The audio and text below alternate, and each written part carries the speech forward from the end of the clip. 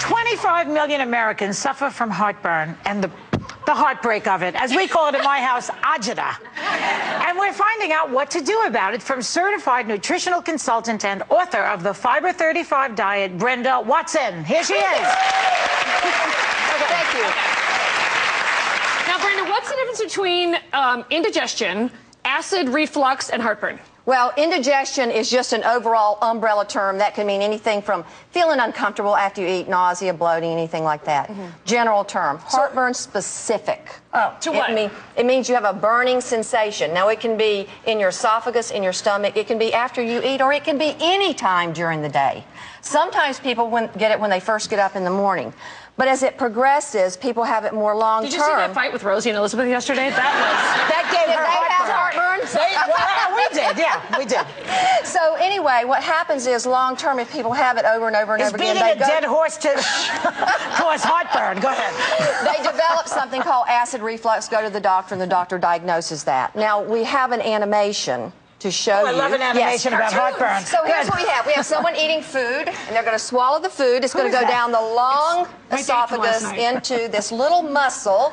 And in a person without heartburn, that muscle should tighten. So as the stomach's churning up its contents, it doesn't splash up into the esophagus. But see, in a person with heartburn, it doesn't close. So the contents can back up, causing irritation. Yeah, and if you can see, but this on the left is important because this is normal. See how healthy that looks with blood flow and oxygen? Doesn't look that healthy to me. Well, look at the one on the other side. The one on the other. That's irritated. So that person would be seeing a doctor or a physician because over time they've got problems of inflammation, things like that. Now, heartburn can come from many different things, which we're going to talk about. It can come from being overweight, doubles your chances of having it. Also, is that because you just eat more food? Well, that's one reason, Joy. But the other reason is you put a lot of pressure on your organs when you're heavier. So there's that to contend with, too.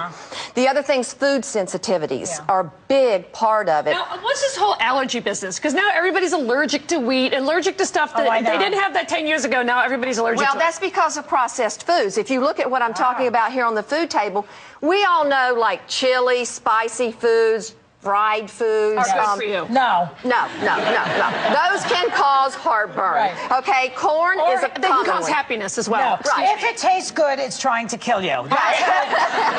Dried fruits. But here's what you're talking about. Dried fruits are good or bad? They have a sulfur on them, so they can be a little bit irritating to a lot of people. Okay. Soda, we know, coffee, red wine can be a little bit more irritating than white wine. I'm a white wine girl. Does that ring a bell? I love white. Go ahead. Now, the question you asked is about gluten, and gluten is a common food that people don't usually know causes heartburn.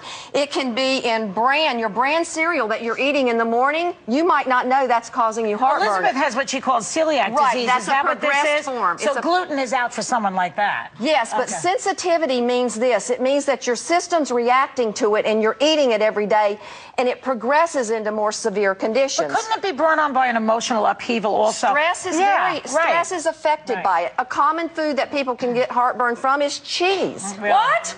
Yes, cheese. That's the greatest food ever invented. But you know what? If it doesn't give you heartburn, fine. But if it gives you heartburn, then don't eat it. Goat cheese even? What's left? Goat cheese. Well, let's go down to this side of the table. Okay, your tropical fruits have natural enzymes in them, like papaya and pineapple. Your fruits here, these are wonderful foods. Now, remember I said bran cereal.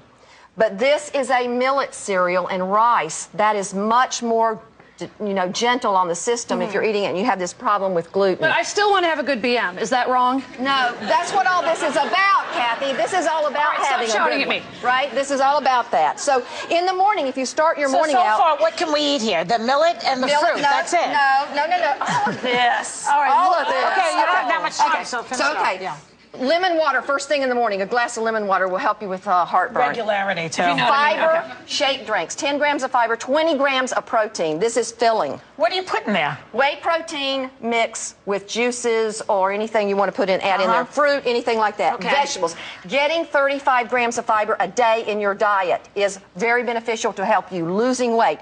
Go to your health food stores. You can get enzymes to take with your meals if you're having digestion problems, and it's totally going to calm down your system and help with heartburn. What makes you lose weight? Let's cut to the chase. Yeah. What makes 35 grams of fiber. I lost 30 pounds by just eating 35 grams of fiber with food, with supplements, and taking digestive enzymes. Okay, and you know what?